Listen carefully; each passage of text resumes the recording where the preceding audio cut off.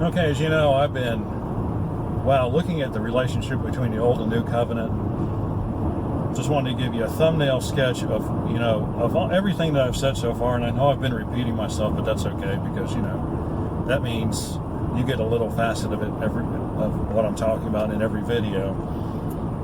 I've come to find out that there is a name for the conclusion I've arrived at, which is pretty amazing, and I've heard of it before, and it could be that my subconscious was work. It could just be God was just like saying, hey, remember you read this before? And it humbles me a little bit to know that I really didn't come up with it all by myself. On the other hand, it gladdens me to know that I have come up with something that other people who clearly know what they're talking about have come up with the same thing. It's called New Covenant Theology. Basically, just thumbnail, there's an Old Covenant, there's a New Covenant. So the Old Covenant, based on Torah, the New Covenant, based on the law of Christ, which is any of Christ's teachings and any of the apostles' teachings. And so the Old Covenant ended. It's hard, it ended at some point after Jesus came. I would suggest that possibly the Old Covenant officially came to an end when Jesus died on the cross, and the curtain in the temple was ripped. And I think that would be like a clear indication that God was done with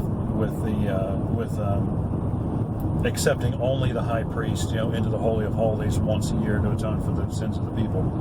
And so that, to me, at that instant in time, that is when the Old Covenant officially came to an end and the New Covenant officially began, because, of course, Jesus was resurrected less than 72 hours later and gave his apostles marching orders. And so that's what I believe. I think that's good enough.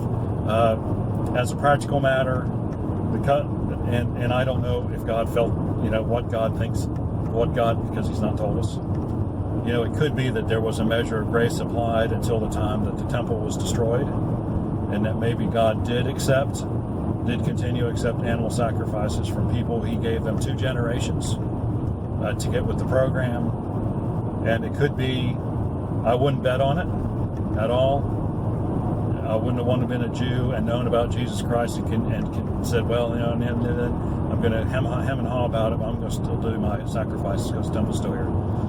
I wouldn't have counted on it, but I could see how God might be merciful and gracious for another 2 generations. But there's no biblical statement that supports that, and so I'm pretty much going to stick with the moment Jesus died on the cross and the temple and the curtain to the Holy of Holies was ripped down the middle, indicating that anyone could now come into, symbolically speaking, of course, the Holy of Holies.